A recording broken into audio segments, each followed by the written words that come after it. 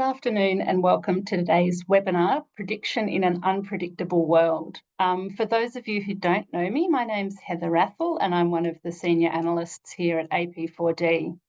I begin today by acknowledging the land on which we meet, the people of the Ngunnawal and Ngambri nations here in Canberra, where I'm dialing in from, and I pay my respects to elders past and present. I also extend that welcome to any First Nations people who might be joining us here today. Now, I'm really delighted to see so many people signing in today to listen to what's bound to be a very fascinating discussion. We've had over 250 people register for this event, which just shows what an interesting topic it is. Some of you will be joining us in real time, so welcome. And I know that there will be a lot of people who also registered to watch the recording in their own time, so welcome to you as well. The webinar is being live captioned, so if that's of use to you, please do make use of it. You can turn that on by clicking the show captions icon, which is in the meeting toolbar. I think it's got a CC on it, so please do feel free to use that. Well, let's think about 2025 and all the things that have happened in the first 6 months of this year. Did we predict these things were going to happen? Did we accurately forecast some of the challenges that have arisen across the globe? Here at AP4D, we're all about integrated statecraft, and this is a fabulous opportunity to bring together different sectors to hear the techniques used to manage risk and make decisions in the face of uncertainty. We're going to start today with a big picture overview of scenario planning and forecasting. This will set the scene for a series of 3 panels with experts from the business, security and public sector, and development and humanitarian communities. They'll be talking about forecasting and scenario planning methods that they use and how it informs their work. And we're delighted to be able to conclude today's session with some remarks from the Honourable Dr. Andrew Leigh. So please stick around to the end to hear that policymaker's response. Now, as you can imagine, with 3 panels, it's a very packed agenda. So rather than having a moderated Q&A session towards the end of the event, our panellists will be on hand to answer your questions in writing in real time once they've finished speaking. So if you do have questions or reactions or want to engage with our fabulous speakers, please make use of that Q&A function in Zoom, type your questions in, and hopefully one or more of our panellists will respond to you. Anyway, that's probably enough for me. I know there's a lot of wonderful speakers that you're all no doubt excited to hear from. So I'm going to hand over to Bridi, CEO and founder of Development Intelligence Lab, to set the scene for us. Over to you, Bridi. Thanks, Heather. And I'm also lucky enough to be one of the founding co-conveners of AP4D on the advisory group. So on behalf of the advisory group, I just want to welcome everybody here today and extend a massive thanks to the team at AP4D, Heather, Tom, Grant, others on the line. These forums just continue to deliver amazing value for those of us who are time poor, but desperately want to keep up with what is happening in an unpredictable world. So with that underway, I wanted to just briefly open today's session with remarks in 3 parts. First of all, why? Why, when we're so busy, when we're resource constrained, why would we build a predictive capability? Secondly, what does that look like? Are we talking about crystal ball gazing or something else? Hopefully something else for everybody here. And what that means for the future. So what when it comes to the future of futures and forecasting? So first up, why? Why predict? And look, there's a lot of more academic reasons out there, but for me, when I really distill it, what I'm thinking about is that at this point in time, disruption feels constant. Okay, years ago, we were talking about complexity, we're talking about change. All right, we're talking about the world becoming more complicated, but right now, those disruptions to me feel like a new norm. And what that means when I think about the future of my nation, when I think about how it is that we at the lab are trying to shape the way Australia engages with countries in our region, that leads me to feel as though being better prepared for the future, for these disruptions that are coming, is simply not optional anymore. But when I often talk about futures and forecasting, and frankly, when I've been to a lot of futures events, I've felt that sometimes it can be a little bit wishy-washy, right? So I want to be very, very clear here that for us at least, forecasting and futures work is not about getting the future perfect. It is about a level of readiness. It's about assuming that that curveball is coming at us in any way, shape, or form, no matter the work that we are doing. And it's making a big bet that if we think a bit more about it, then we will be better prepared to respond. We will be less shocked, put simply.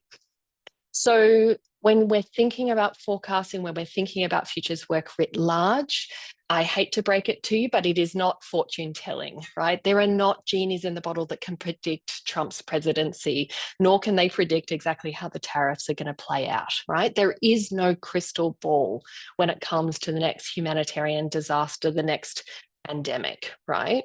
But what there is a disciplined way to test our assumptions. There's a disciplined way to scan the horizon and generate insights about what's going on and really stretch our thinking about what is coming at us, the challenges, and importantly, the opportunities that are coming down the line. But I think sometimes that futures work, forecasting work, scenario planning work can fall into the trap of the intellectual glamour of this thinking, right? I'm sure many of you here have been to extraordinary futures workshops where you've filled butcher's papers and walls full of ideas and scenarios of what's coming down the line. But at least for me, the thing that has me most preoccupied at the moment is not just how well can we run these scenario planning workshops, but why do we do that? And at least for us at the lab, it is so that we can make better decisions today. So we certainly focus a lot, not just on looking at the future, but trying to understand what that means for the super tough choices we make in businesses, organizations, and governments every day at the moment. So very briefly, before I hand over to these extraordinary people who are going to talk you through their methods, I did just want to touch on a couple of different typologies when it comes to futures-oriented thinking. This is not an exhaustive list, but I think that this is a list that many of us start to think about when we think about turning on a predictive capability in our organisation. And the first type of sort of analysis that I think most of us are really familiar with is the generation of insights of the future. So if you're in academia, you might be doing extraordinary historical research of conflicts in the past to try and understand what might be possible or what the patterns would be of the future. All right. And a lot of researchers and think tanks and analysis work will really sit in this insight area, understanding what's happening now or what's happened recently in order to understand what might be happening next. And that's certainly a lot of the work that we do at the lab. But we also do a lot of foresight work, which, put very simply, is more about anticipating what is possible. Okay, so we get that great data, those trends, those understanding, those insights of what's happening in the world, that understanding of the future.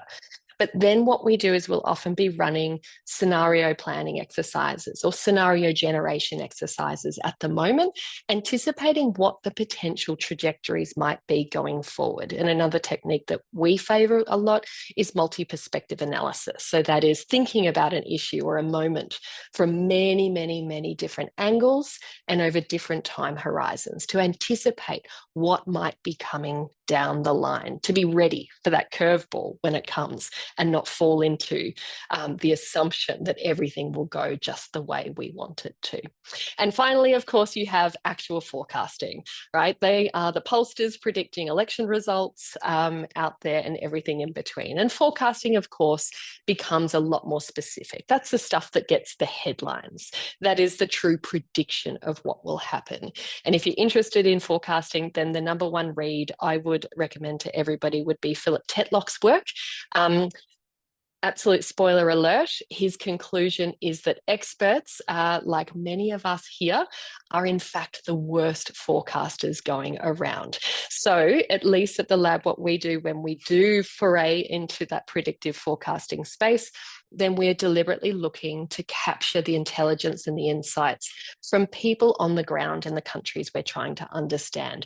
Often journalists are the best predictors of what will happen in the future. Church leaders will be the one that'll sense the next tribal conflict coming down the line. So when you think about forecasting, I would just encourage you to take with a grain of salt what experts say, and certainly look at the sorts of local intelligence that you might need in your business, in your day-to-day lives, if you're going to step into the terrain of predicting what will happen.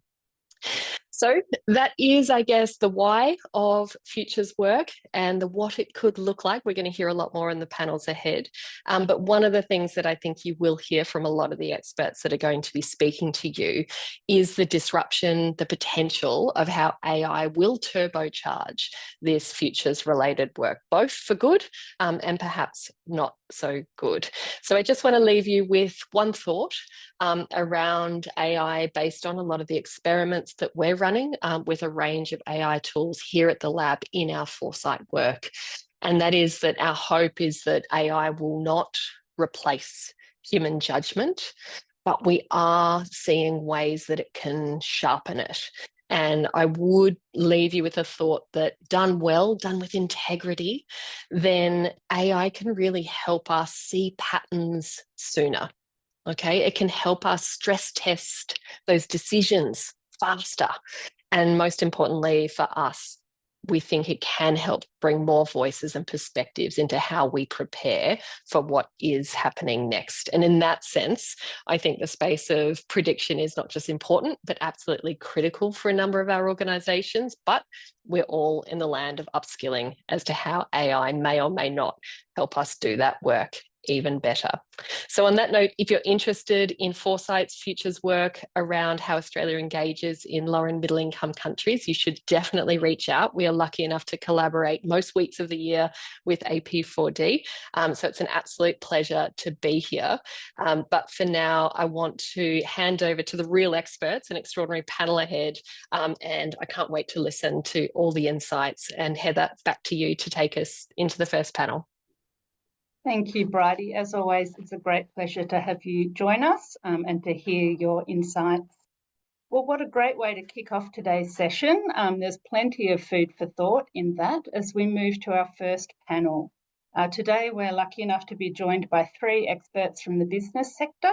We have Dr. Meriden Varel from KPMG, Benjamin Tansing from the RAIN Network, and Philip Ivanov from Geopolitical Risks and Strategy Practice. They're going to share some thoughts from a business perspective. But we might start with you, Meriden. Can you share a little bit about what the value of forecasting for business is, and how can we strike that balance between, say, mitigating risk and identifying opportunity? Thank you so much. It's great to be here, and thanks, Bridi, for setting things up so very well, so very clearly. I think that's taken the first sort of 3 minutes out of my presentation. That's been covered for me. I think that when we're talking about what the value of forecasting is for business, I hope that that's a no-brainer. I hope actually I shouldn't have to answer that question.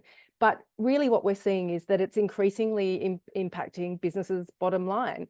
The sustainability, the continuity and the viability of business is being increasingly influenced by geopolitics.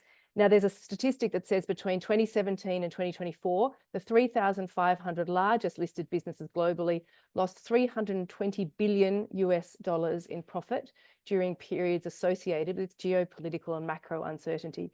So forecasting is absolutely essential for business into the future. It's a strategic imperative. But, and I think Bridi alluded to this, we hear people talk about, oh, but we don't have a crystal ball. How can we possibly know what's going to happen? It's so volatile. It's so uncertain. How can we know what's going on in so much volatility? And I think that's a really good question. And I think the answer is we can't. If we continue to operate in the way that we have been in the past, if we continue to do business as usual, following the same assumptions, the same processes, and the same strategies that have served us perfectly well in the past few decades, but simply will not do in the future. We have to make some really fundamental changes to how we think about risk and how we think about opportunity so that we can better understand and forecast what's ahead. And going to Bridi's point, we can't know exactly what's going to happen, but I think we can do a heck of a lot better than we have been. And I think one really good example of that is Russia's invasion of Ukraine in 2022. Most people, including us experts and analysts, were very shocked when that happened. Many people assumed that Putin wouldn't go that far. It seemed irrational. It didn't make any sense. But some did see it coming. Why? Because they were thinking differently. They understood Putin's worldview, his long-standing ambitions, and the signals he was sending. Now, US and British intelligence officials, for example, made that call early and correctly. They didn't have a crystal ball, but they were tracking these things. They were tracking troop movements, diplomatic patterns, and understanding that way that Putin saw the world. And that kind of thing happens all the time. It happens a lot, for example, with China policy, China-US strategy. It's not that things are unknowable. It's that we're not trying hard enough. Now, of course, not all of us have access to US and British secret intelligence, but we do have access to a lot more information than most of us are currently using. We have access to people who have access to that information, but we have to invest in it. We have to do things differently than we've done in the past. That's what forecasting is in action. As Bridi said, it's not about certainty, but it is about questioning assumptions. It is about thinking from other people's perspectives. It's about checking our ideas about what we might think is rational or not. So bringing back that to what value it holds for business. Last year, we put out a top risks for Australian business, and we looked at risks not in the two-dimensional traditional XY axis kind of way, but rather in what we call a dynamic risk assessment model and analysing risk across 4 dimensions. So we had the usual likelihood and severity dimensions, but we also look at interconnectedness and velocity of risk. So then looking at this through a dynamic risk assessment, we look at risk clusters, bunches of risks that impact each other. And these risk clusters tell us a much richer story of the kinds of challenges that lie ahead. Now, our research outlined one key risk cluster or risk scenario called crisis hits, we're not prepared. And it's a really sobering view about how challenges like climate shocks, energy insecurity, and food insecurity could converge and overwhelm systems. Now, all of those are risks, serious risks in and of themselves, but the impact of those risks is vastly exacerbated because many businesses are still really focused on the short-term performance, 6 months, 1 year, 2 years. They're not building the resilience that they need to weather long-term disruption. And that's what's coming. That's what we're in. So that's where forecasting, longer-term horizon scanning is essential.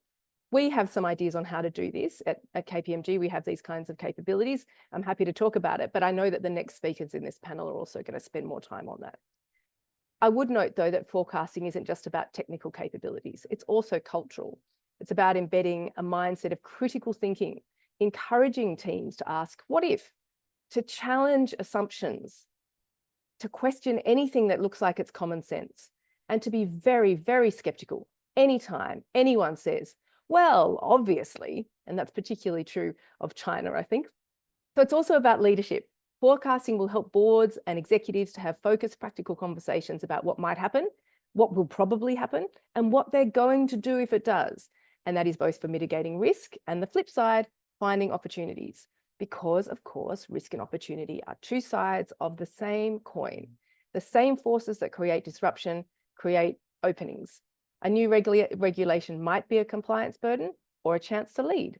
A shift in consumer behaviour or sentiment might threaten your current model, but also unlock a new one.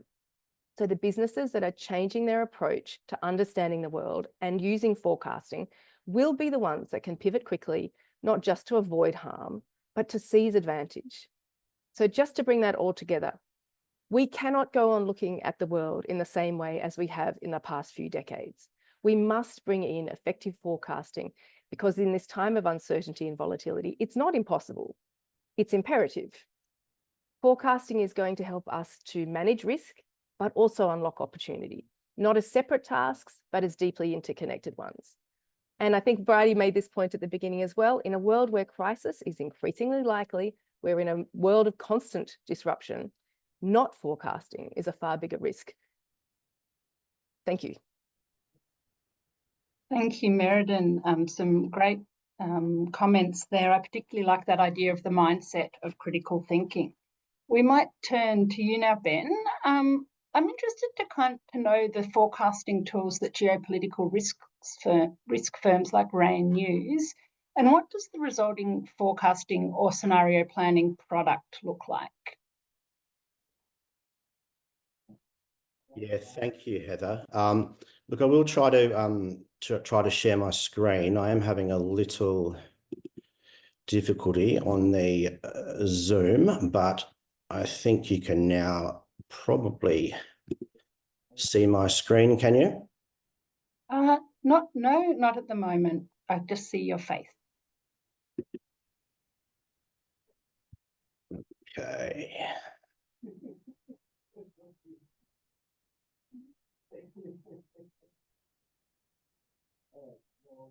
Yeah, it looks like a slight technical difficulty here. I can't share, but anyway. Look, I think I'll just continue on. I did have some slides and a screen to share, guys. So I will try to work through that in the 5 minutes that I have. But and welcome everyone. I manage the RAIN business for Asia Pacific, and for those who don't know RAIN, some of you must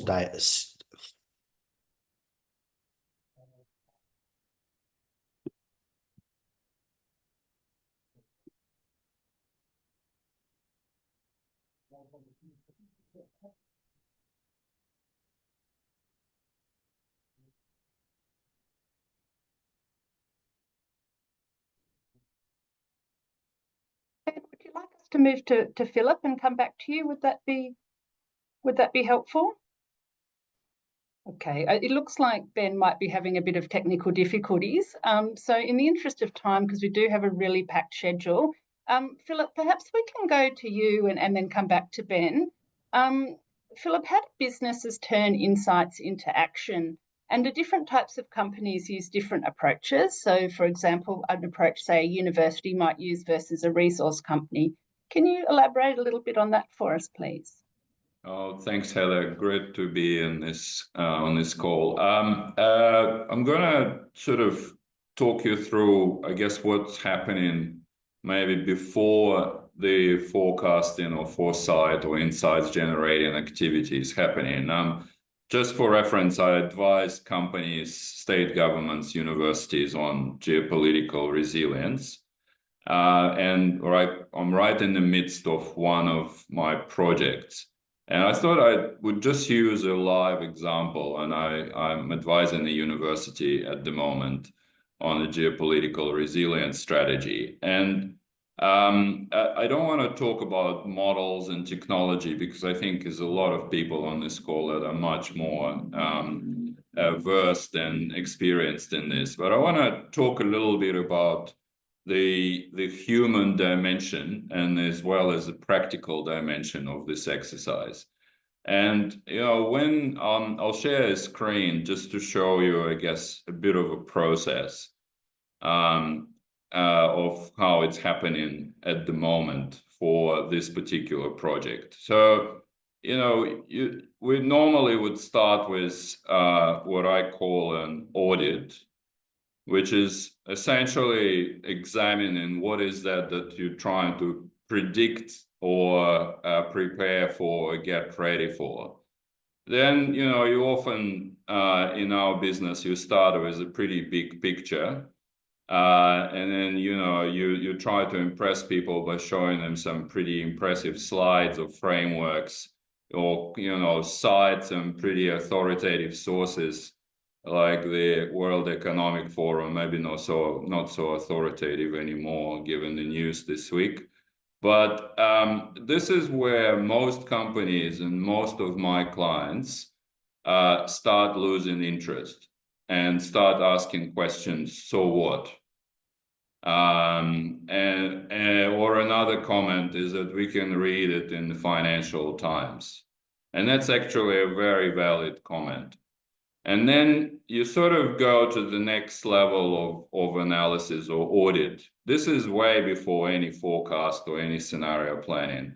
and you look at this sort of, okay, so what does it mean for a particular sector or particular industry? You're going into another kind of level of discussion.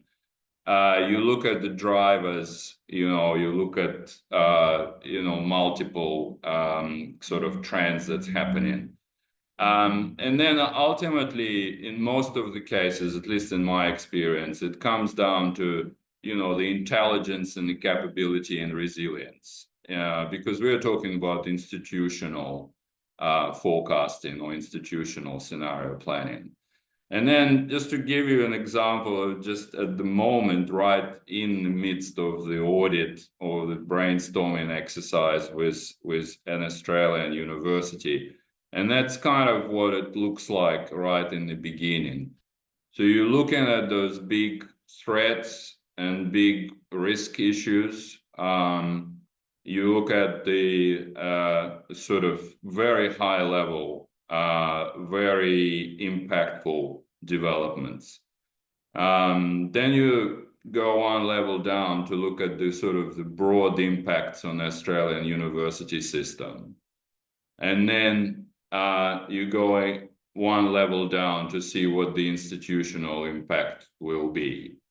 And then after that, you might sort of end up with 2 or 3 issues, in particular in this case, academic and research decoupling between the US and China. What does it mean for us?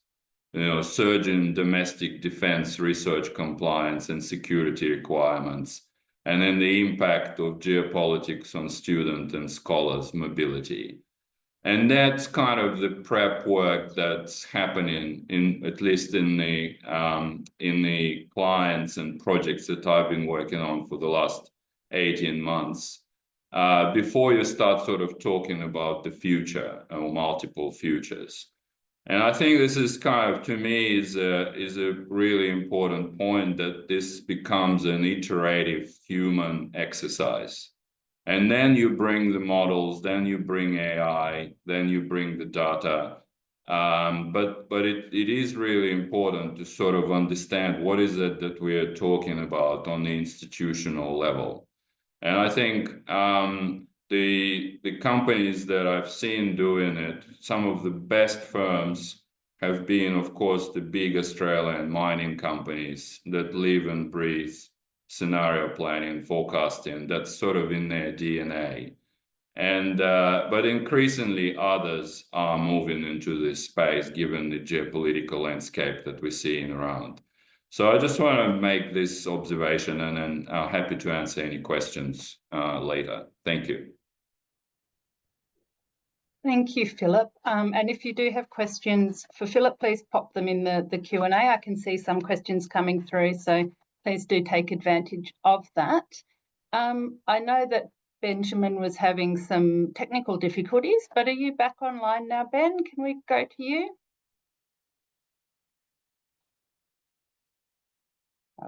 Technology might have got the better of us on this occasion. Why don't we keep moving, and then if Ben rejoins, we can come back to him towards the end, because it's a shame not to hear what he has to say, as I'm sure it would be very interesting. But thank you to Meriden and Philip for those great insights and perspectives through a business lens. As I said, if you do want to keep engaging with the panellists, please pop those questions in the Q&A. Our next panel, panel number 2, is from security and the public sector. And it's my great pleasure to introduce Dr. Joanne Nicholson from RAND Australia, Owen Cooper from the NSC Futures Hub, and Will Lieben, who's an expert associate at the ANU National Security College. So welcome, you three. Joanne, I know that you have had a really long career in defence, national security and intelligence. Can you share a little bit how governments anticipate and adapt to threats beyond the most imminent problems of the day? And how do you get the balance between the terms of trend, like in terms of trend extrapolation and creative thinking? Bit of a trick to that, I'm sure. Yes, thank you. Yeah. I might just start with sharing a slide that demonstrates one of the very first activities I did in defence, and it was early on in my career in terms of joining defence science and technology. And what this slide shows are the results of, if I can find the share button, share. No, I can't find it. Sorry. Hang on. I could see it before, I can't see it now, the share button. It always happens, disappears when you need it most. Never mind, never mind. I was going to show what it shows is, and this is an activity from over 20 years ago, and it shows a variety of multiple pathways going out to the future, and the idea was to really test an area of defence in terms of how they might respond to those. And I'll read some of the list. They're sort of grouped into 5 or 6 different areas. The first is home brew, and this comprised of different groups, including Indigenous crisis, drug crime syndicates, eco-cyber terrorists, and white supremacy movements. There was another group under the broad heading of argy-bargy, so Southeast Asia anarchy, multinational piracy, South China Sea disputes, Antarctic challenges. Cast adrift, so this was another area where really Australia was becoming, different parts of the world becoming more isolated, so associated with transmigration, consolidated forces of Islam, climatic chaos in Oceania, and Australia as a pariah. Trouble elsewhere was about a Middle East meltdown, Ebola outbreak, and a United States stumbling and falling. And finally, World War III scenarios where there can be only one. And this is one of the only scenarios that gives away the time in which this was developed, these scenarios was there was a scenario called Millennium Bug. And I'm sure there's even some people in the audience that don't even know what the Millennium Bug is. But that really timestamps. So you can see, an activity that was undertaken, as I said, over 20 years ago. What that really led to was a whole range of scenarios that were really challenging 20 odd years ago in terms of what we thought the future might be and what might develop into the future. But what I really want to emphasize here in terms of in my experience, for the government to be able to better anticipate and adapt to threats beyond those huge problems we already know about, it really must start to identify and understand the assumptions being made about what is and has happened, and of course what we think might be happening beyond today. And I think Meriden raised this point about assumptions. It's a very important one. So against that, trend extrapolation is useful. It provides broad trajectories against which we can do some future planning. And this sits behind a number of government initiatives such as the Intergenerational Report, the CSIRO Future World Reports, for example. But it really builds on assumptions we are making today, and that things will evolve in a manner consistent with those assumptions, or what we would like the future to look like. And as history teaches us, or if we're to learn from history, we must understand the context, the circumstances, the ideas that existed and were popular at the time, and their origin, to understand how these events happened. And looking back at history, some things that we consider happened a long time ago are really an anathema to today. So in a way, we look at history, we must apply the same approach to the future. So Bridi was absolutely spot on. I couldn't have agreed more with what she said. What will be the context? What ideas will exist?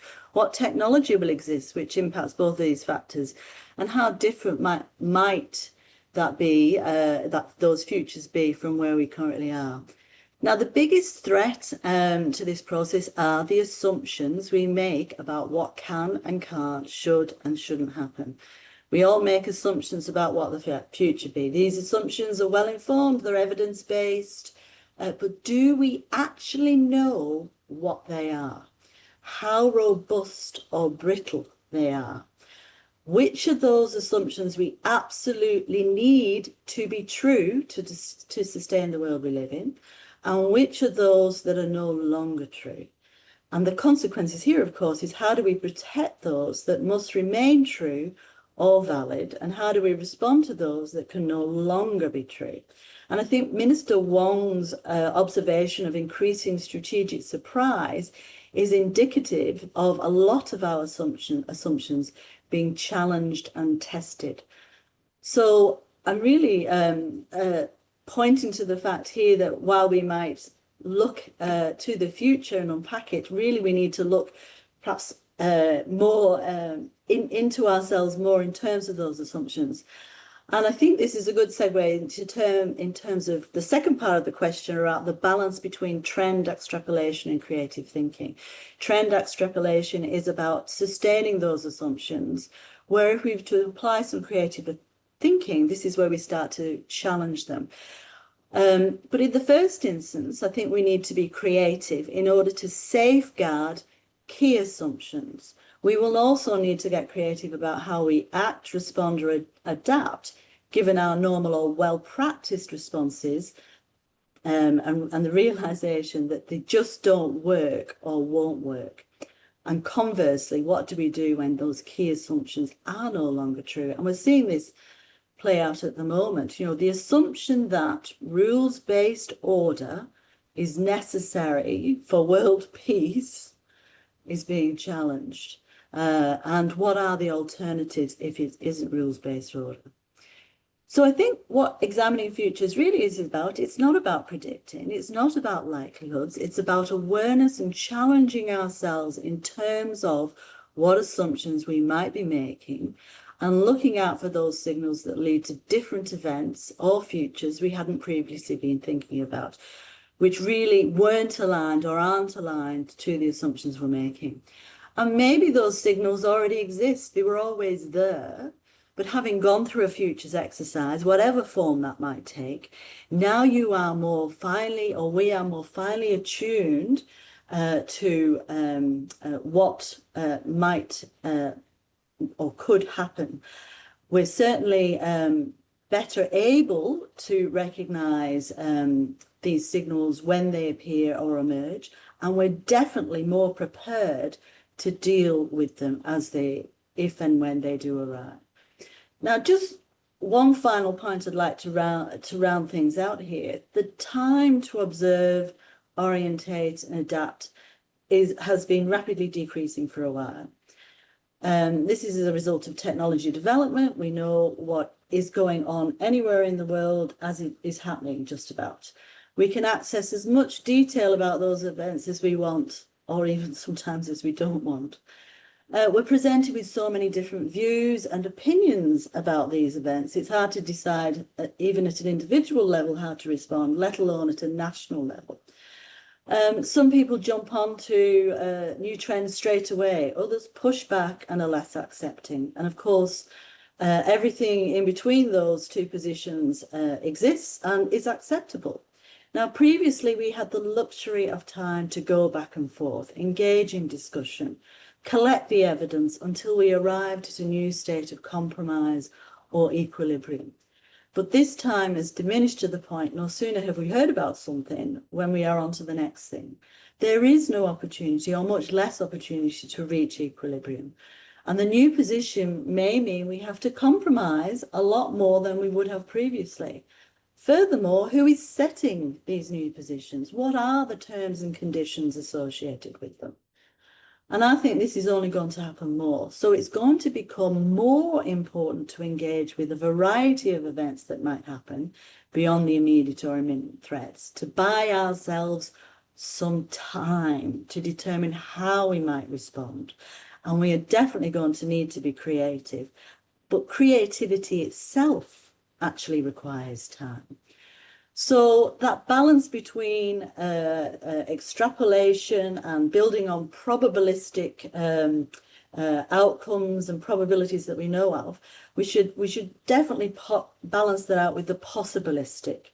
And getting that balance right is really important. And really, as you know, to reiterate my initial point, I challenge the assumptions that we think we might be making. Even identifying those assumptions is really key, I think for government to really understand how it might rise to meet threats beyond those we currently know about. Thank you. Thank you, Joanne. Certainly a lot to unpack there and some really fascinating insights. We might go to you now, Owen. Can you share a bit about why taking a multidisciplinary approach is important? And perhaps talk a little bit about some of the practical ways that the Futures Hub equips public servants to make better decisions about the future. Thanks, Heather, and hi, everybody. On any of our Futures and Foresight training programs that we offer at the Futures Hub, we start with some of my favourite expert forecasts. And these are made by people with deep knowledge of their fields, and they're making predictions that I think at the time were seen as very sensible and useful. And they're all wildly wrong. So we've got things like Bill Gates saying that spam is going to be solved within 2 years. We've got Marshall Ferdinand Fox saying that airplanes are of no use militarily. We've got the CEO of Microsoft saying that the iPhone won't get any significant market share, and I could go on further. Now, we use this to set up 3 key ideas that we think everyone needs to be keeping in mind anytime they're doing any thinking about the future, regardless of which approach you're taking. The first one is we need to be humble, because any of the ideas we have about the future are probably going to be wrong, and maybe wildly wrong. The second one is that the future doesn't actually exist. It is not a thing. It is not fixed. And related to that, we do not have any data from the future. All of the data we have comes from the past, and we are trying to use it to extrapolate into the future, but it is not fit for purpose, really, for that, and we need to not tell ourselves and confuse the two. We have no data from the future. The third key idea is that substantial change is always possible, but it's really difficult for us to imagine. Our brains are not set up well to think about radical change in our operating environments. We really struggle to do that effectively. Now, these 3 things create real problems for any futures work, but I think they particularly create problems, severe problems, for any kind of prediction or forecasting work like we've been talking about here. Now, I'm going to be a little bit controversial maybe and say, I think if you are in government and you are not working at the Bureau of Meteorology, you should not be doing forecasting or prediction work. Why do I say that? Well, for a range of reasons. One of the quick ones is that the research tells us you will probably be wrong. Now, Bridi mentioned Philip Tetlock's work earlier. Look at expert political judgment, look at super forecasting. It will show you clearly why you are most likely to be wrong. And your expertise in your topic will not help you make better forecasts. It will actually impede you from making good quality forecasts. We could go deeper into this. Another key idea is that the Bureau of Meteorology has a great range of top quality models. It is getting real-time updates from sensors all over Australia and further afield. They're only trying to forecast a week out, and they still get it wrong a chunk of the time. And so if you don't have access to those top quality models, you don't have real-time data from an incredible range of sensors, and you're trying to look out months or years ahead, do you really think you're going to get it right? You are going to be wrong. You are probably going to be wildly wrong. You would not want to make bets based on the deep bets that matter deeply based on those kind of forecasts. So if forecasting and prediction is not the way we would recommend, what do we suggest? Bridi's mentioned it earlier. It is futures thinking approaches, of which scenario planning is not the only approach, but it is one that we think is often very useful, and it's one of the key sort of elements of the field. And here we are trying to examine, explore, and prepare for a range of possible future scenarios rather than relying on one. And we build those scenarios deliberately around key ways we think the operating environment could change. And to do that, we're hunting for key uncertainties, so sort of divergent points for the future. And we're also searching for early indicators of potential big changes. So we call those weak signals. But we can also incorporate trends and thinking about potential shocks as well. And we're always trying to think about these things in combination rather than individually in isolation, because we've got a strong influence of systems thinking approaches here that we need to include. And so straight away, anytime we're doing this work, a multidisciplinary approach is going to help radically, massively with these things. But actually, it's bigger than that. We need to be bigger than multidisciplinary. We need to be truly diverse. The more diverse we can be, the better we are going to be at doing this work. And why is that? Well, if you can imagine 2 teams that I have doing this futures work, and one of them is really narrow, maybe they're all economists and they've all got similar backgrounds, and they're trying to think about, how could the future change? They're drawing on a much narrower set of ideas about about what's currently happening in the world and ideas about how it could change, compared to that really diverse group that's bringing a bunch of different backgrounds and different experiences and different disciplines. Maybe we've got an economist, a venture capitalist, a historian, an engineer. That group is going to have much broader range of ideas about how the future could change and be picking up really different weak signals compared to that really narrow group. And so one of our jobs in the Futures Hub is to really push government to include a broader range of participants anytime they're doing any kind of futures thinking work, and really push them further than they feel comfortable with. That's kind of our duty to them. As part of that, we have a futures network that's over 400 futures practitioners from across local, state and federal government, all departments, all disciplines, you name it, that we can bring to bear on any kind of government problem. But then we need to go further than that as well and bring in the industry folks, community sector, academics, et cetera, et cetera. More diversity is always better. Now, it can be hard, right? Because often we're looking at classified topics or really sensitive topics. There are challenges there, but it's our job to really find ways that we can make it as diverse and broad as possible within any of those really hard limitations. So turning now to how we equip public servants to make better decisions about the future.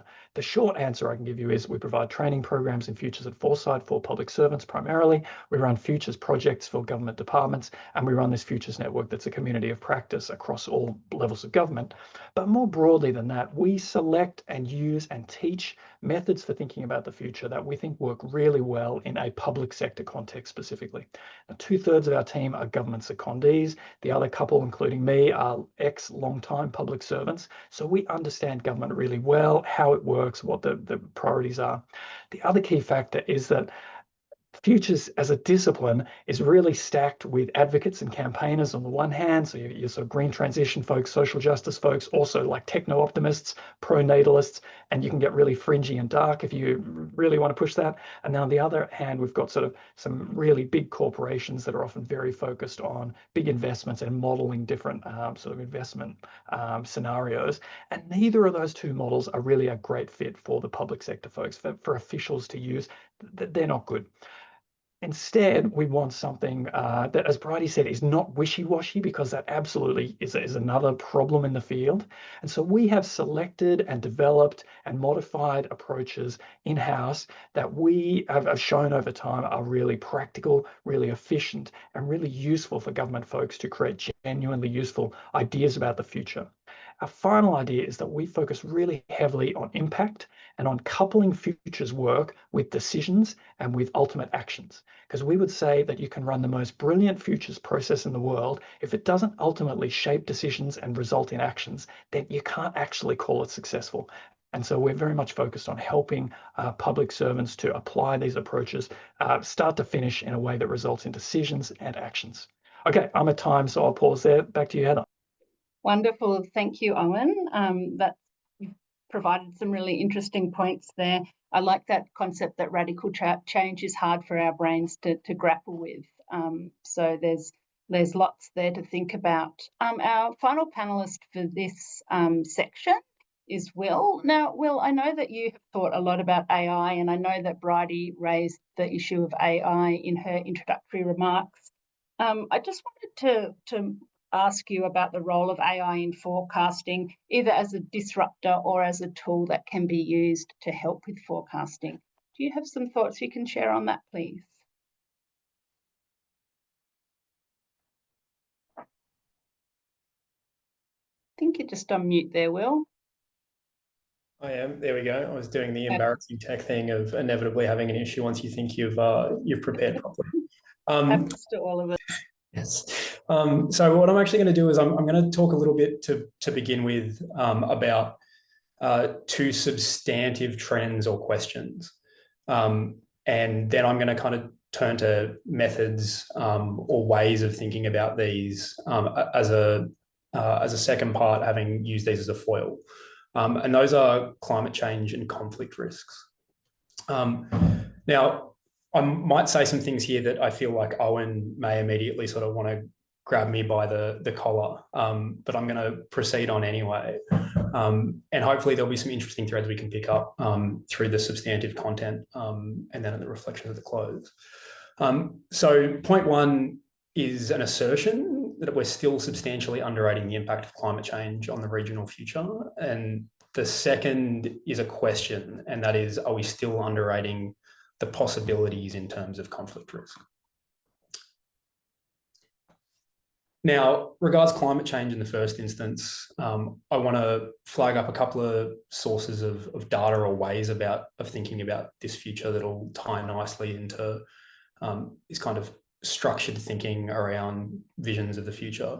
And the first is a major bit of work that the Development Intelligence Lab has done, which many of you will be familiar with already, called the Pulse Check Southeast Asia, led by my very capable colleague, Mira Sustianto. What you see on the screen in front of you are the results of 350 plus experts throughout Southeast Asia, and asking them to respond to what they think are the biggest disruptions on development in their country. Now, that's a development-focused question, of course, but given the nature of development as a sort of cross-cutting political, social, economic issue, of course, has implications much more broadly for security, Australian policy, and so on. And what you see unambiguously as the aggregated result in front of you is climate change. That result is replicated in every single subset of results, country by country. And perhaps the way I'd describe this is this something that we think we know and understand, and that we think we've incorporated into policy because we basically have a consensus now on the nature of the change that is happening. We are taking basic levels of action. We have mainstreamed the consideration into something like Australian development policy. But what the experts are perhaps signalling to us in an aggregated way is this perhaps doesn't occupy the priority place that the consensus of views would suggest. The second climate change prompt I want to use might be kind of reframed along the distinction that Joanne actually used a little earlier, which is that between the probable and the possible. Now, the screen in front of you now is a bit of research from a couple of years ago now, but that remains very much relevant. That is, exceeding 1.5 degrees of global warming could trigger multiple climate tipping points. Now, I'll draw verbatim on some precise language here, lest I be misunderstood. Climate tipping points are a source of growing scientific, policy, and public concern. And they occur when large parts of the climate system become self-perpetuating beyond a warming threshold. Triggering tipping points leads to significant impacts, including substantial sea level rise, collapsing ice sheets, dieback of diverse biomes. I could go on and on and on. Those are the authors of this bit of research. The second and very relevant part that I might add to this from a CSIRO report last year looking at Australia specifically, and again I quote, "The effects of tipping points on the global climate are generally not currently accounted for in projections in climate models or impact assessments for Australia." So we focus in this discussion and this policy area for the most part on the median prediction, those straight line graphs that we see about emissions trajectory, impact trajectory, disaster risk reduction, disaster response demand, and so on. That's not the whole picture. And we need to be thinking about the tail risks much, much, much more than we are. And perhaps I would offer, contrary to perhaps the consensus thus far, or the line of discussion thus far in this seminar, this isn't unpredictable. This is an unpredictable world, but the complex and cumulative nature of climate impacts means that we're still struggling to understand how far-reaching these impacts will be across food systems, water systems, energy systems, not just disaster impacts. And perhaps where discussion usually comes in around structured futures thinking, specific techniques and so on, is making sense of these macro trends around specific scenarios and policy choices. And now, secondly, another piece of pulse check research that the lab's done, both affirming from an Australian expert point of view, the sort of primacy of this climate concern as a key feature of the regional future and our shared future.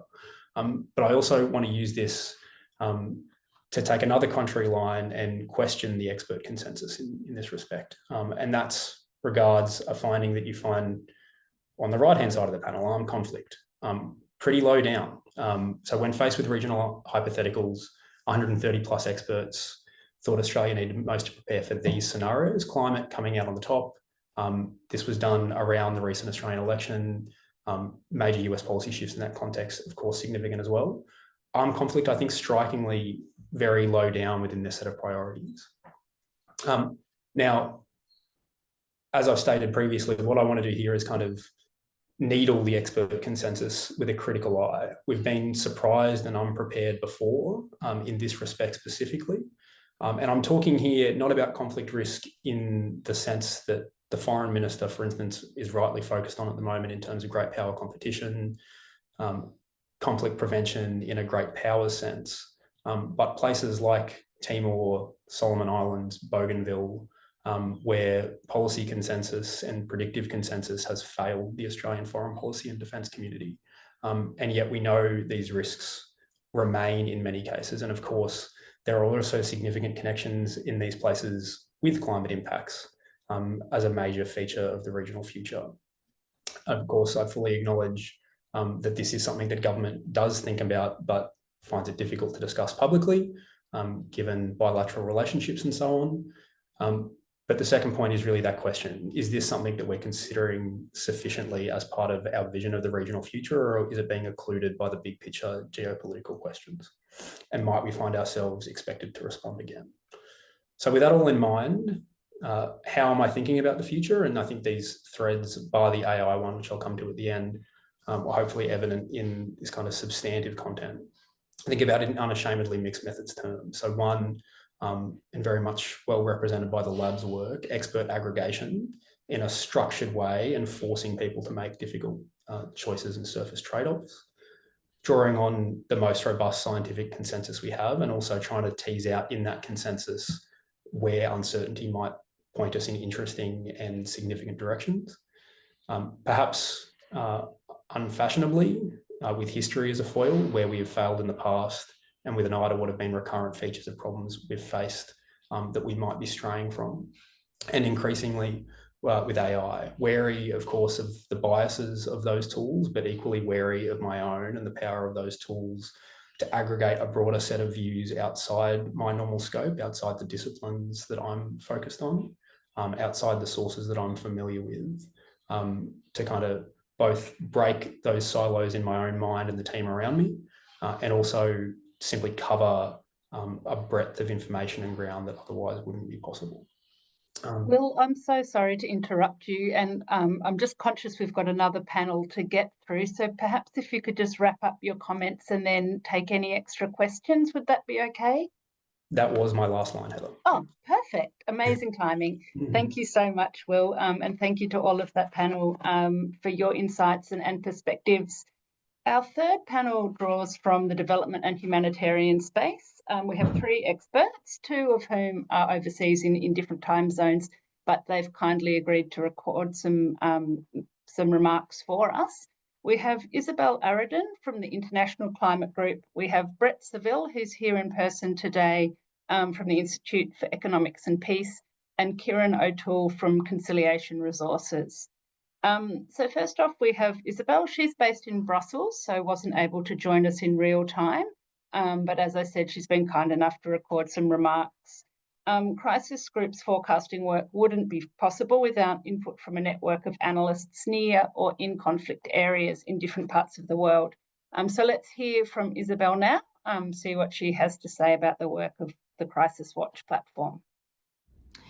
So first of all, the International Crisis Group sees early warning very much at the heart of its mandate. It was actually set up in 1995 precisely to sound the alarm before major crisis or conflict would start. It was in the aftermath of the Rwandan genocide, and there was much appetite to basically find a way to put a stop to these situations. And over the years, the organizations grew and developed various tools and mechanisms to sound the alarm. In terms of methodology, the organization has an expansive definition of early warning. We look at early warning situations before the violence has actually started, but also at situations where violence may be ongoing, but we see risks of escalation or further spreading of the violence, perhaps across borders, etc. So we would also sound the alarm in these cases, especially if we see an opportunity for anticipatory action. In relation to our work, our early warning work is very much tied to strategies for change, strategies for conflict prevention, conflict resolution. We look at 3 elements of analysis: structural causes, proximate causes, and triggers. We also put a heavy emphasis on analyzing the behavior of conflict or peace actors.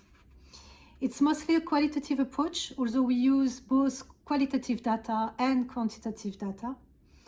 And we put a lot of emphasis on fact-checking.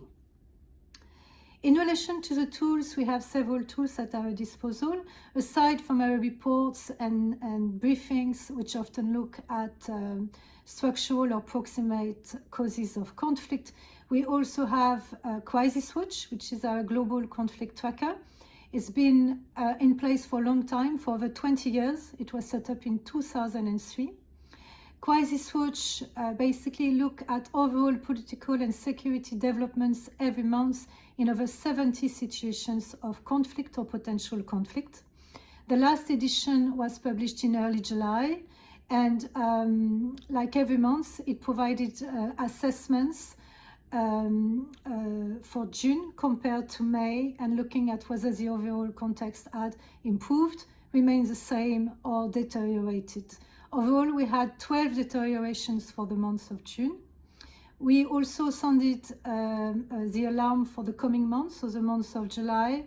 And just to give you an example, we highlighted potential conflict risks in July in Afghanistan, Iran, and Israel and Palestine. Our next Crisis Watch edition will be published on the 1st of August, so I invite you to check it when it's out.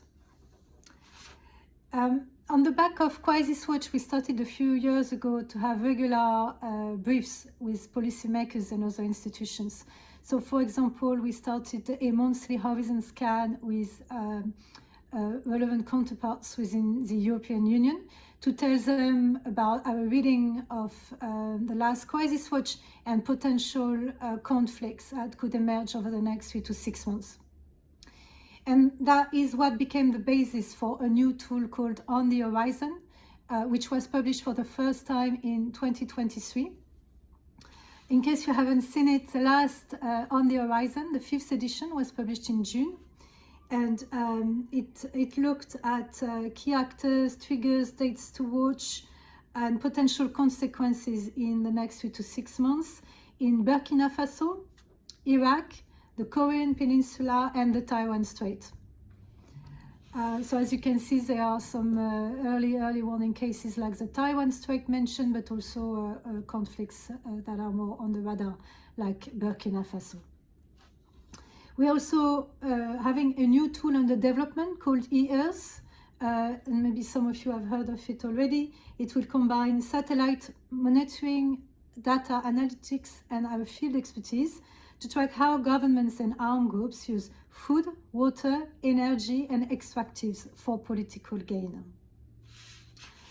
So clearly, all these tools combined with our reports and briefings are very much part of our regular work at Crisis Group.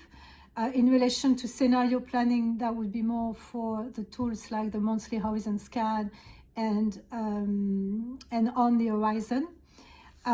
Why do we use this work so much? I mean, of course, it's part of our regular work in relation to supporting change, a positive outcome in relation to conflict resolution, prevention, using our advocacy in different parts of the world.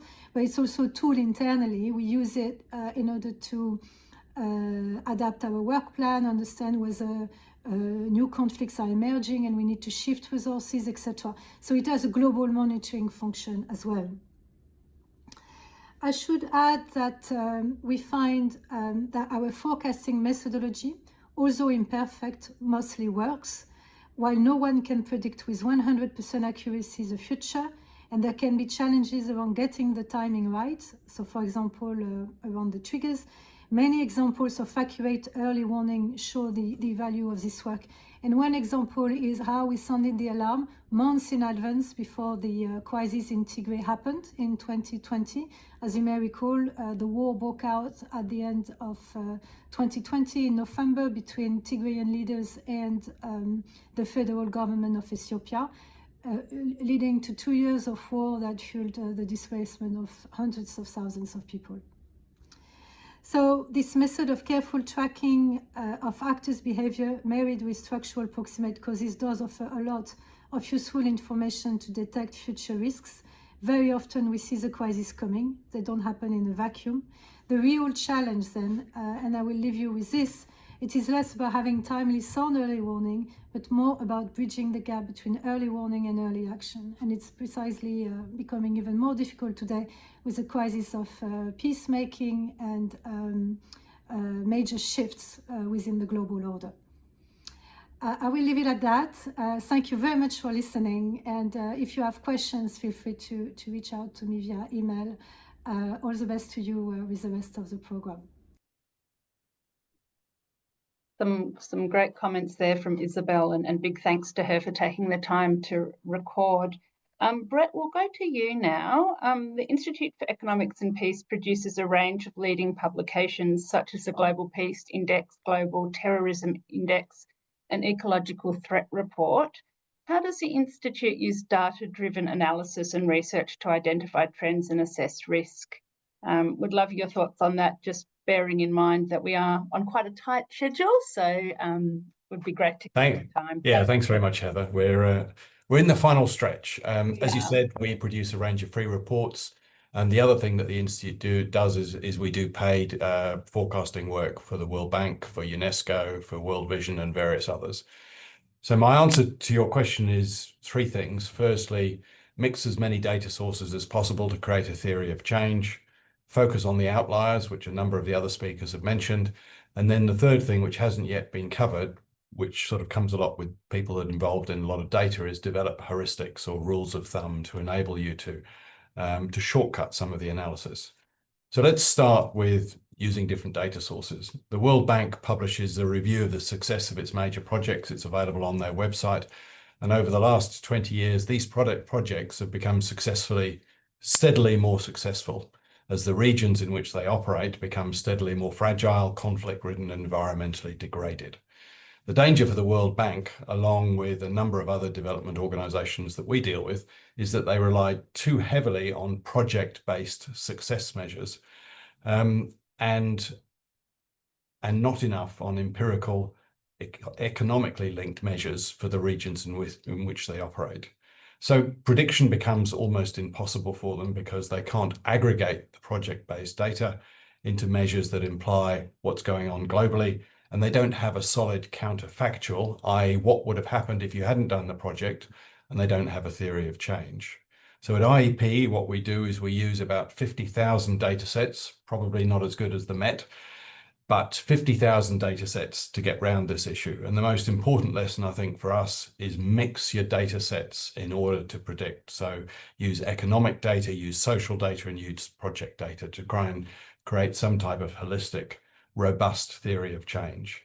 The second point, which a number of the other speakers have mentioned, is focus on the outliers. Behavioral finance has taught us for decades that humans are very bad at estimating risk. It's often called the overconfidence bias. Earlier in this year, we were contacted by the Iraqi government because Iraq had risen 17 places in our terrorism index, and they wanted us to talk to them about what a marvelous job that they were doing. It's odd, but we don't actually get the same requests from countries that descend that index, but that's another point. The point is that what Iraq had done was a textbook example of how to combat terrorism. There was a high level of coordination between the security forces. There was cohesion across the ethnic divide about the need to do something, combined with excellent communication, but not a single person actually predicted it. So my second point is this: spend time on the outliers to try and get a view of where, when, and why your forecasting might go wrong. So the final point is around heuristics, which is a sort of fancy name for rules of thumb. So with our work in data, we've had the opportunity to develop a series of heuristics or rules of thumb.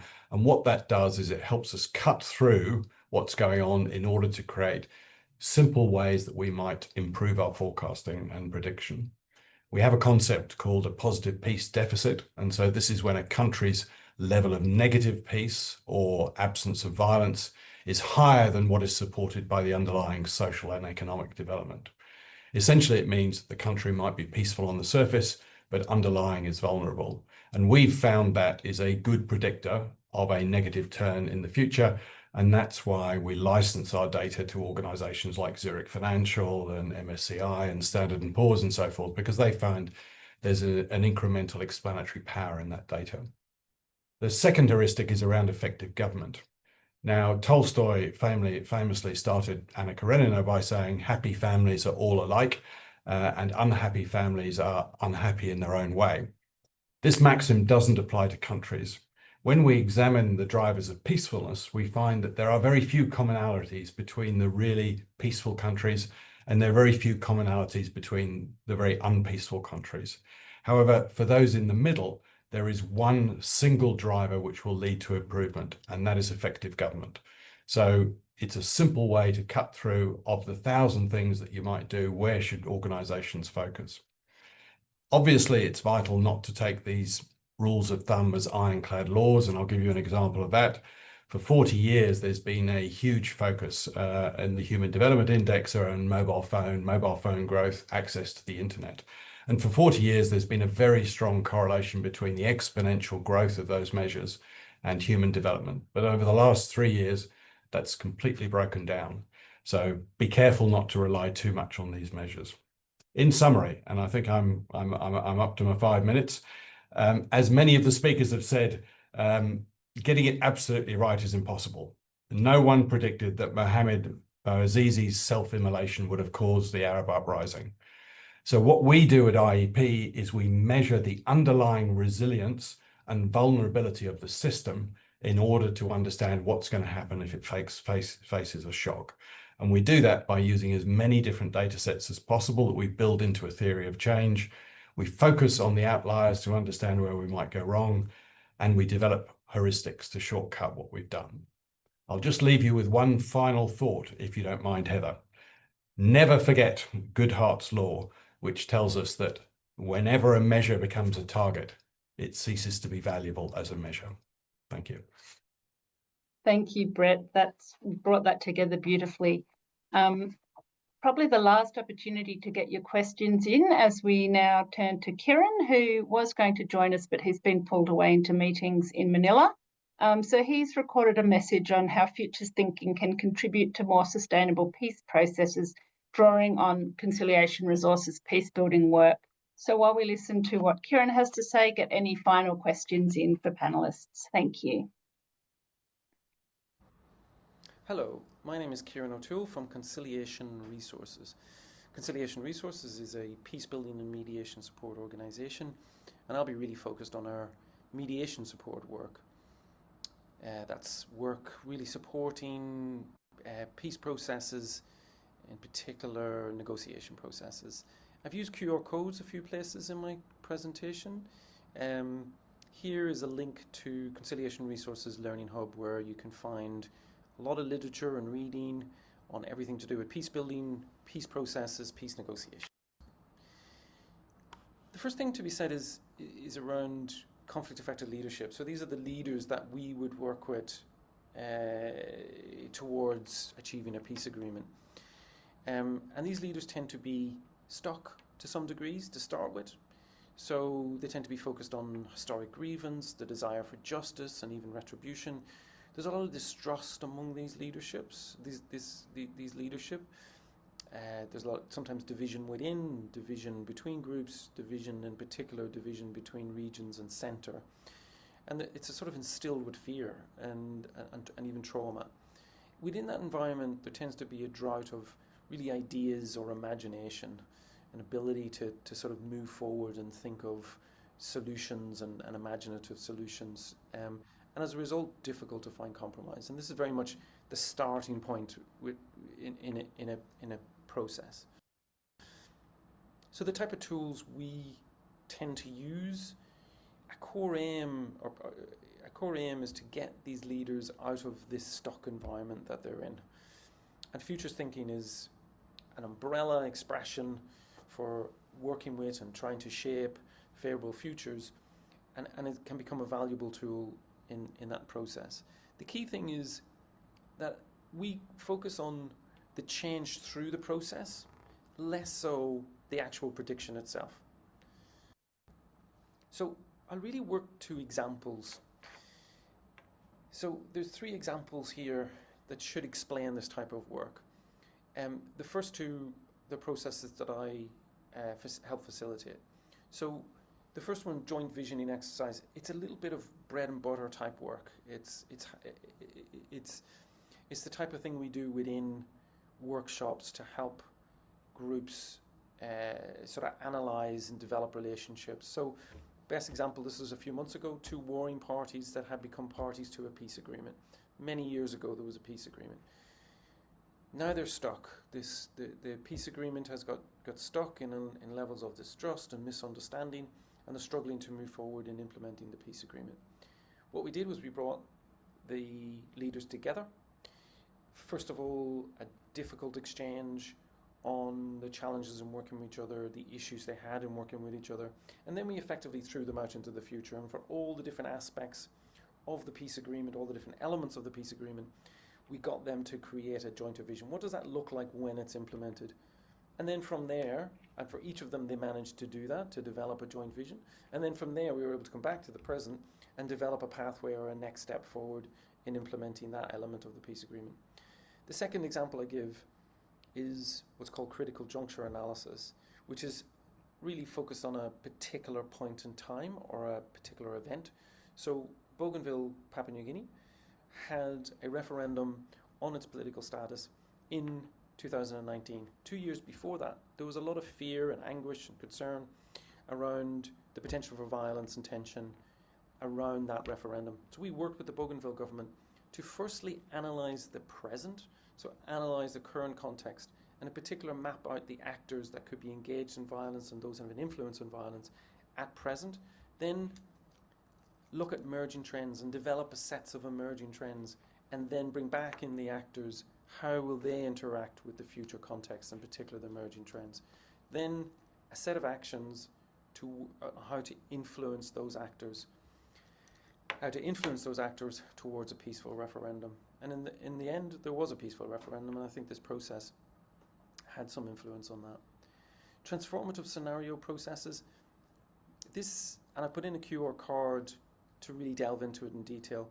And this is a process that was quite successful in South Africa and used elsewhere in conflict-affected areas, which involves bringing together sort of, from across divides, bringing together a diverse range of people, typically civil society, politicians, women leaders, youth leaders, to in a prolonged process of developing future scenarios, negotiating, agreeing what could go wrong into the future, and then how to influence those scenarios.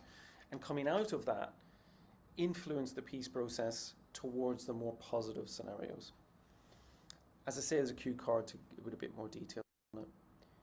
So in summary, futures thinking, I think, can be divided into 2 things. It can create a space, a dialogue space, that gets the parties, the conflicting parties, away from the past. They can look at the future, it can be somewhat abstract, and a space for them to build a level of trust and understanding. It can also encourage parties to move away from fixed positions, especially if they're looking into the future and identifying negative scenarios and potential war scenarios that lead to a return to violence. And they can also provide practical solutions, such as identifying and unblocking obstacles, so looking into the future and working back to unblock obstacles, and then also identifying threats to peace.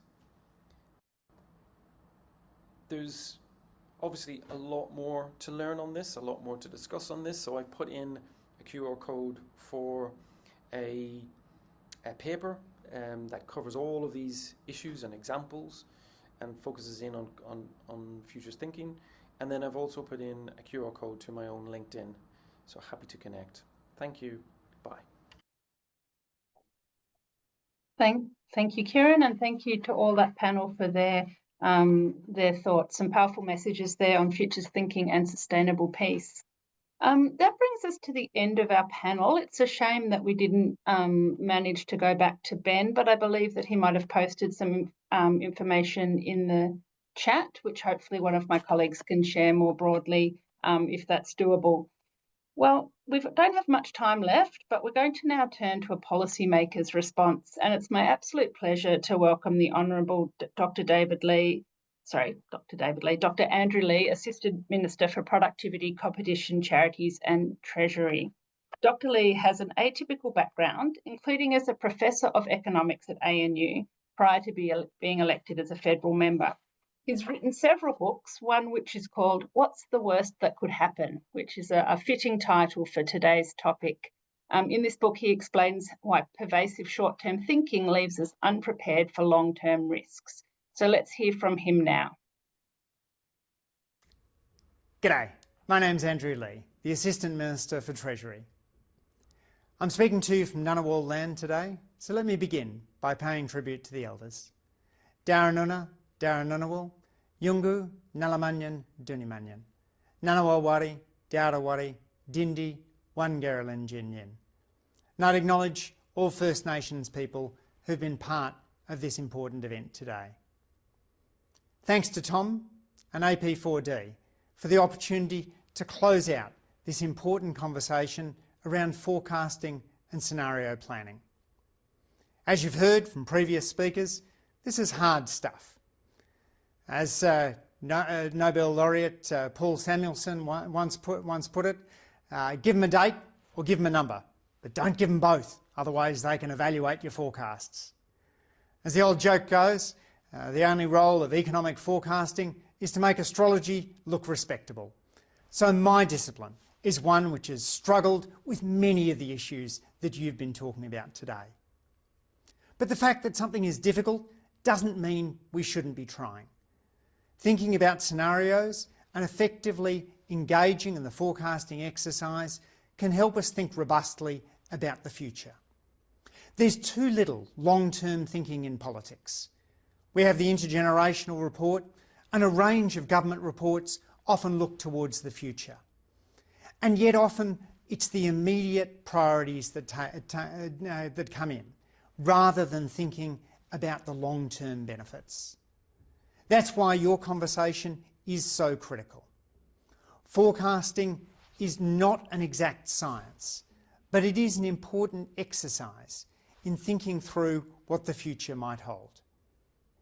I've written about the importance of long-termism, arguing that catastrophic risk poses a more significant challenge to the planet than is sometimes acknowledged.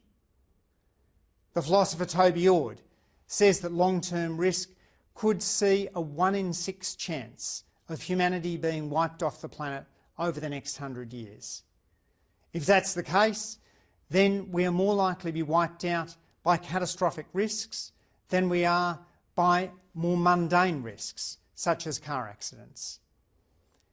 Reducing the chances of catastrophic disaster is an important part of planning for the future. You've heard today from business experts, from experts looking at climate change, from experts thinking about humanitarian intervention. And we do live in a volatile world. Part of that volatility comes through conflicts such as the war in Ukraine and the conflict in the Middle East. Part of it comes through politics.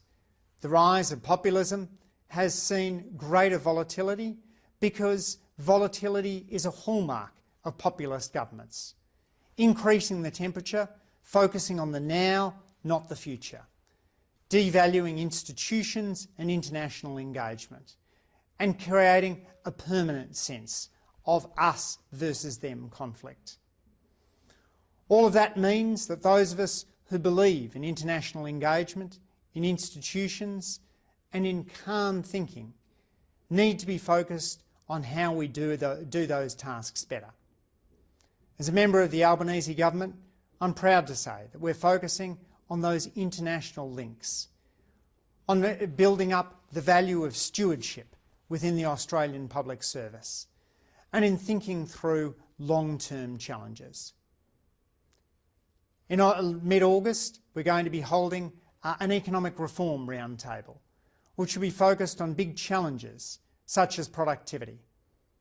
These are not issues of the day-to-day or even the month-to-month, but in thinking about how we can raise the speed limit of the economy over the course of a decade. From a scenario planning point, this is envisaging how Australia can make the most of new technologies such as artificial intelligence, ensuring that we're able to lock in those productivity gains for the future. As we as a government set about engaging in forecasting exercises, one of the things we have very much in our minds is the way in which you should assess your forecasts. Just as you shouldn't trust somebody who tells you they can guess who's going to win all of the footy games on the weekend unless you can see their track record, so too forecasters need to be transparent about their track records. In some areas, the forecasters haven't covered themselves in glory. Occupational forecasting, for example, is a pretty inexact science. And if you look at occupational forecasting from a couple of decades ago, you see forecasts that fail to anticipate some of the big changes that we've seen since then. But just as weather forecasting has gotten better, so too economic forecasting can improve. The quality of the data is getting better and the quality of our models is improving. And so we're able to produce a science of forecasting, which better assesses how our forecasts have done in the past and sets a better benchmark for forecasts into the future. Taking that evidence-based approach to forecasting is absolutely critical and ensures that for policymakers like me, we're able to make better use of the suggestions of possible scenarios and future forecasts. Thank you for sharpening up our thinking in this area, for bringing together such an interesting interdisciplinary group of speakers. The Australian Government looks forward to working with you as we aim to create a future which is happier, healthier and better responds to the challenges that are all around us. What a great way to end what's been a fantastic event. Thank you, everyone. Thank you to our panellists for sharing their thoughts and for staying online to answer questions. And thank you to all our wonderful audience. If you have enjoyed this event, we do have another excellent event coming up that's looking at diversity in development, diplomacy and defence. So if that's of interest to you, keep an eye on our socials or sign up for our newsletter so you get all the information. We're at time, so here at AP4D, on behalf of all of us, I'd like to say a big thank you. And I'd like to also thank the AP4D team who works behind the scenes to make these events happen. It's been a pleasure to host you all, and I look forward to meeting with you and talking with you again in the future. Bye.